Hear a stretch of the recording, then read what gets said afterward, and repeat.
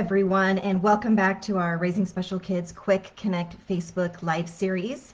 My name is Brittany Miller, and it's good to be back. It seems like it's been a while, but I'm happy to be back hosting today. We have a great topic today that will help prep you guys for some summer fun. Before we get started, though, I just wanted to say welcome. We've missed everyone. We hope you're doing well. We hope that your children's back to or end of year school season is wrapping up and that they're excited for summer. Please reach out to Raising Special Kids if you need assistance. We are here for you. We'll be working over the summer helping families. If you need assistance with finding a summer program or a camp, or maybe you want to take one of our trainings over the summer to brush up on those advocacy skills, please do. Our summer school for parents is coming up. It is on Saturday, June 10th. The registration is on our website and social media, so please check that out. It's going to be an awesome day, chock full of valuable trainings for families, and we encourage you to look at those. So today we are going to talk about summer travel tips. We recognize that sometimes when you have a child with a disability or medical condition, it can create some barriers or be a little difficult on the road. And so sometimes families don't go on vacation or they're nervous about making that happen. But we know all of us need a break, and we know that's important. And with a little planning, family trips are possible if you have a child with a disability. So we have compiled some tips, and I'm going to go through those, and hopefully these will give you some suggestions to help you prepare to make some memories with your family this summer. Okay, number one, be brave. Many families that have children with special needs are just plain scared of going anywhere. I know for years my family was as well. We were nervous about having to do medical procedures on the road or not having access to my daughter's specialists, or for families who have children with behavioral struggles. They're worried about the change of environment or having things happen when they're at an amusement park or at the beach or what have you. Sometimes the thought of dealing with this is just overwhelming, and so families decide not to go, which is pretty sad. We encourage you to not let your fears take over. It is possible, and our families deserve to have a break just like anyone else. So with a little planning and preparation, it can help and put your fears to rest, and hopefully the suggestions we share today will be helpful to you in doing so. Okay, number two, planning is everything. I feel like I'm going to say that a lot as I go over these tips. Map out your trip and select destinations along the way. Go to these venues' websites and see what accessibility accommodations they have. The more you know, the more your mind will be at ease and the more you can prepare. Check out and note where the children's hospitals are along the way, especially if you have a medically fragile child. Call ahead to lodging locations. Ask for an accessible room. Ask if they have any sensory accommodations. Nowadays people are becoming more and more friendly with their businesses, so that might be an option. Make sure you have a mini fridge, especially if your child has medications or specialized food. So make sure to request that for your room. If your child requires a special bed or safety rails, bring their own aero bed or bring safety rails to put on that hotel bed. That way everyone can sleep safely and get rest, and you can have that peace of mind. If there's a hotel or a venue you're looking at that doesn't quite meet your needs, or your child may need some potential additional accommodations, don't be shy to ask. Many people want to help, they just don't know what to do. So if we use a little advocacy and politely ask for some additional assistance, knowledge is power, and sharing that with them might make that hotel or event venue learn something, and using our advocacy on the road for them to make accommodations is important. So don't be afraid to ask. It's okay to do that. Okay, number three, consult with your child's physician. I know anytime we've gone on a road trip as a family, we always tell my daughter's doctor and ask if she has any suggestions for the road, things we should prepare for or know about, especially before we took our first really big trip as a family. Some families have like a special travel pack, super helpful. And I'm going to go over some suggestions for items that you should have in this travel pack to give you peace of mind on a vacation you're going on. So one, make sure you do have a list of any prescription medications your child takes and the dosages and all of that, the pharmacy you use. Take a picture so you have that information on your phone so it's handy. That way, if you have to access this info, heaven forbid you forget a medication and have to have a pharmacy in another state fill it for you, having that information is important. Or if, again, hopefully this will not happen, but if there was an emergency situation, you would want to be able to share with the paramedics or the hospital, what medications your child is on. It can be helpful to have a letter from your child's physician, outlining their diagnoses and condition and any needs they may have in an emergency, and just have that with you on your phone. Have a copy of it, keep it with your child anytime you travel. Okay, don't forget, if your child requires anything specialized, don't forget it and bring backups. So, backup rescue medication if your child has seizures. G-tube backup buttons, if the balloon breaks on that G-tube, you do not want to be, 3 states away and not have a backup for that. Don't forget charging cords for medical equipment. I myself have done that. We got 2 hours into our vacation once and had to turn back home to go get that feeding pump charging cord. So, don't forget that. If they have any DME, like pulse ox machines, oxygen, anything like that, make sure you have extra probes, charging cords, all of that. So that way you just don't have to worry when you're on the road.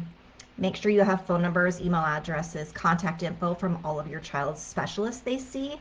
Again, have a copy, have it on your phone so it's handy. Ask the physicians you see about if they have any recommendations for specialists. If you feel like, ooh, my child has a lot of high medical needs, just in case, I want to know of the best children's hospital where we're going or any specialist they'd recommend. It's always good to give them a heads up that you're traveling because they may have some specific recommendations. Make sure to have make sure to have your child's insurance cards. Also, verify with your insurance if they cover treatment out of state. That's super important. So, make sure ahead of time, if you need any prior approval or anything like that, if there were any out of town emergency or urgent care visits. Phone numbers of any necessary medical supply companies. If you accidentally did forget something, thankfully a lot of these companies are nationwide and those can be filled if you needed to do that. So make sure you have all the information handy so you're not trying to scramble for it in a stressful situation if you forgot something. Okay, tip number 4. I've kind of already said this, but pack extras. We're going to say that a lot. Bring more of the unique items that your child may require. It's better to be safe than sorry.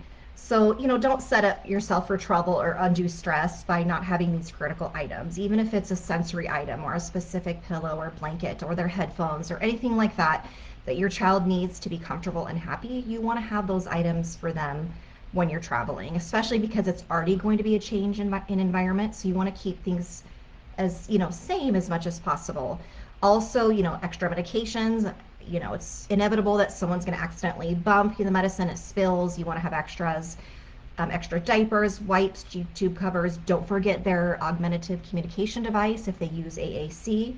And if you're having to do changes on the road, our family always keeps a yoga mat or a mat in the back of our van so we can change my daughter in privacy, just in case there's not accessible changing areas to the places that we're going.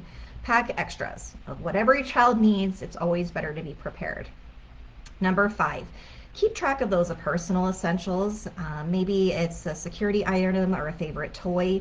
You don't want to get halfway home or driving out in the middle of nowhere on a national parks road trip and realize you've left that special sensory blanket at a restaurant, 2 states away. So as you know, our kids with disabilities, some of them have unique sensory needs or preferences. We really want to make sure we have their items and don't lose them when we're on the road. So double check as you're traveling just to make sure those items don't get lost. Number 6, transportation is an issue to consider. So when you're traveling, thinking about what destination you're going to go to kind of depends on transportation, what mode you'll use. So if you're flying, obviously you want to contact the airline, get the information about, what medications, formula, any of those things you're allowed to bring on flight, any accommodations they may provide if you can board early. Many airlines do that. Just call them to find out, and a lot of that information will be in the disability accessibility sections on their websites. Or is it easier to travel by car? You can kind of take that into consideration. For some families, it's easier to travel by car because their child requires a lot of equipment. So if that's the case, the trip may be longer. So you have to plan around that. If your child requires any specialized seating and you are going to fly, make sure you keep that in mind. Either bring their car seat or their wheelchair with them, or coordinate wherever you're going that's something that the rental car company can provide or you can borrow. Just keep that in mind. If you're working with a travel agent, you can let them know if there's any specific guidelines or accommodations for passengers or families who have kids with disabilities. You know, it's possible to travel with our kids, but it just takes a little extra planning. Number 7, don't be shy to ask for help. And this one's hard. We don't always want to be constantly asking for special accommodations or bringing to attention to the fact that, hey, we're a family who has a child with a disability, please help us. But you know what? It can be good for others to be more aware of the individuals that are different and to serve our families. So, you know, on the road, or if you're at an amusement park or you're at a destination, it's inevitable. We're going to run into people that don't understand what our lives are like, don't know how to react to our child with disabilities, or don't understand the accommodations we may need. Be polite and as diplomatically as you can. It's okay to ask for help. Most people are genuinely happy to help. If they offer you a room or a seating accommodation that don't work, it's okay to politely decline and explain again what you need and why. Use this as an opportunity to spread disability awareness. Most people genuinely want to help and will assist you with what you need. Number 8, this is really important. Remember, it's a family trip. So for those of us that have, more than one child, it's not just about that child with disabilities. And I do this myself. Our daughter requires a lot from me. It's easy to overlook her siblings sometimes. I admit that. Make sure that we're making memories with all of our kids. It's not just about that child who has unique needs. All of our kids are there. All of our kids need us. Our spouses, our partners need us. This is a family vacation. So make sure, take those moments to spend time with all your kids. If your child with special needs is resting or they're occupied looking at their iPad or enjoying the scenery or calm, take that time to talk to your other kids. We know that our kids with disabilities require so much of us. It's nice to be able to have those moments to let our other kids know they're important too. And being more aware of that is super important. It also will be helpful when our kids with needs do have a time where they require a lot more. Our other kids will be more cooperative and understanding if they still feel like they're a priority as well. So remember, it's a family trip for everyone. Number 9, this is important too. Plan a day of rest. So whether this day of rest is embedded in your itinerary, you get somewhere, you have a day of downtime, which I recommend, or after you get home from vacation, it was fun, it was exciting, but let's be honest, as parents, it can be also exhausting. Make sure you have a day of rest to recover and recuperate before you go back to work and the busyness of our crazy lives. So that's important. All of us need a post-vacation recovery day. And on our vacation, don't jam pack that trip so it's so stressful that everyone's tired and overworked. That's not fun anymore. So make sure there's some downtime moments as well. And number 10, this is important too. Don't expect perfection. No family goes on a trip without hiccups. Our kids with disabilities do require an extra planning, and sometimes it's live and learn, and you find out that maybe one vacation wasn't exactly the most accessible or successful, enjoyable for your family, and then you will choose something different next time. Thinking about and reflecting on the trip, obviously, I'm sure there were some fun moments, but each time you travel, you learn. And so every time you go and you learn and you think about what things you might have done differently, what things you really enjoyed, so that way you can plan and prepare for the next one. In our family, the more we take the leap of faith and travel with our daughter, the more confidence we have to do it again. And it's so important to make those family memories.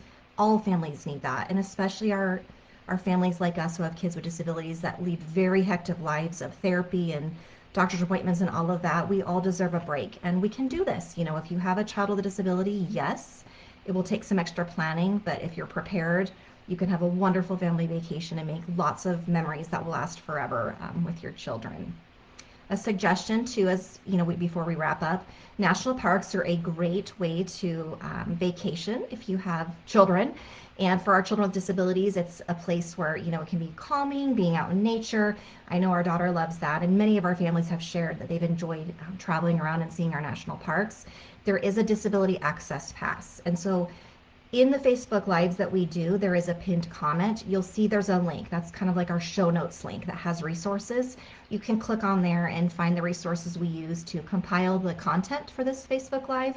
and it has that disability access pass. Take advantage of it. There's so many beautiful places to see in our country, and having a disability, you get this pass and it makes it possible to go for free, which is super nice. So we hope these suggestions are helpful, as it's May and we're getting ready to head into summer. We hope that you're planning some memories, going on vacation with your family. We hope these tips today gave you some suggestions so you can plan and prepare, so you can have a happy vacation, hopefully as stress-free as possible. And we hope you do it. We hope you get out there and make memories with your family. Safe travels, everyone. Don't forget to stay in the loop with our events, our happenings over the summer. Summer School for Parents, again, it's coming up on June 10th. We're going to have some great trainings that day. Perfect time for parents to brush up on our advocacy skills, get informed over the summer before that goes by fast like everything else, and it's already, it'll be back to school season soon enough. We're thinking of you guys. Remember, we're here. Our contact information is in the comments. So if you need assistance for your individual circumstances or need some advice about your family or your child, please reach out to Raising Special Kids. We're happy to support you. And with that, we hope you have a fun summer. Get some vacations in there, make memories, and we'll see you next time. Bye, guys.